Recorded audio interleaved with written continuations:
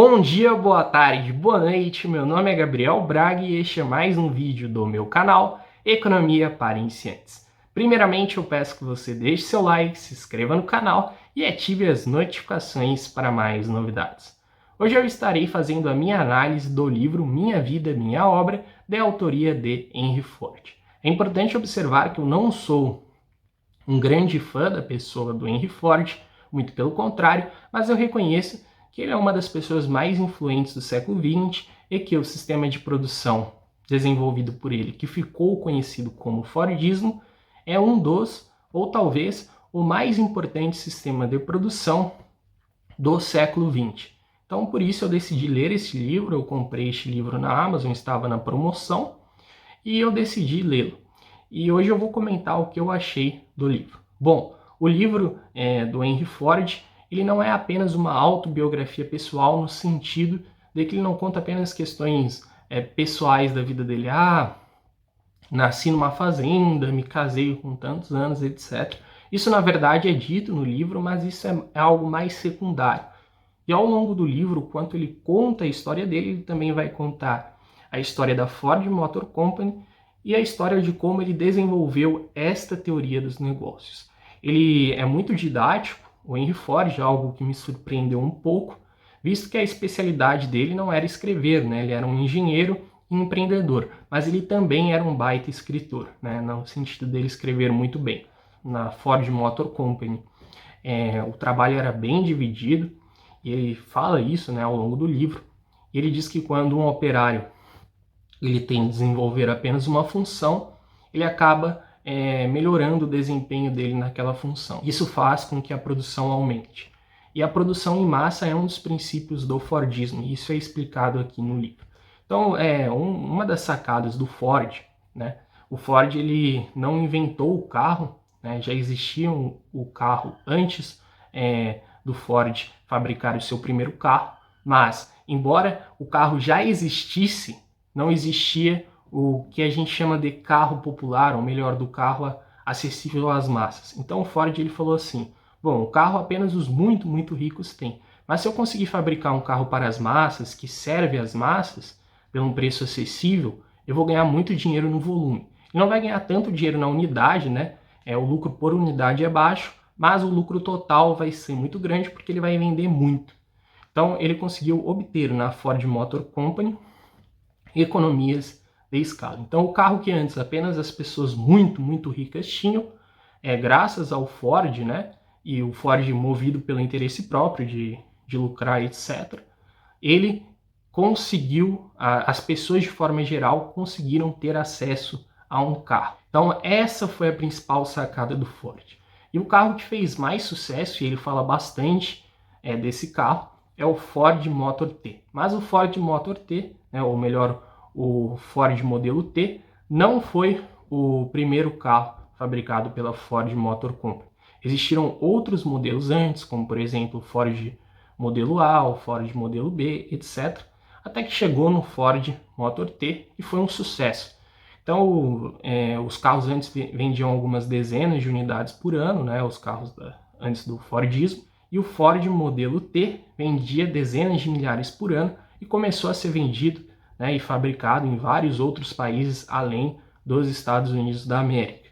Salvo engano, ele era fabricado também na Inglaterra, acho que ele chegou a ser fabricado na Argentina, não sei se ele chegou a ser fabricado no Brasil, o Ford não comenta sobre isso e eu ainda não pesquisei sobre isso, pensei nisso só agora, fazendo o vídeo. Enfim, então, essa foi a principal sacada do Ford. Ele vai explicar em detalhes como que ele fez este carro acessível à classe média baixa, e como que ele fez para baixar os custos, baixar tanto os custos destes carros, né? Outra coisa que o Ford fez, que ficou bem famosa, foi que ele começou a pagar mais aos funcionários dele do que se pagava na época. Então, um salário bem acima da média, né? Bem acima do salário de mercado na época, porque ele acreditava, e ele fala isso no livro, que quando o funcionário ele ganha bem, ele vai render mais. Então esse é algo muito famoso. Outro ponto interessante deste livro é que você não vai saber apenas a visão do Ford sobre negócios, ele vai falar de outros assuntos. Então, por exemplo, tem um capítulo chamado Caridade, onde o Ford vai falar a visão dele, né, sobre caridade, vai falar o que ele acha sobre caridade. Chega um momento que ele fala sobre igualdade, o que ele acha sobre igualdade.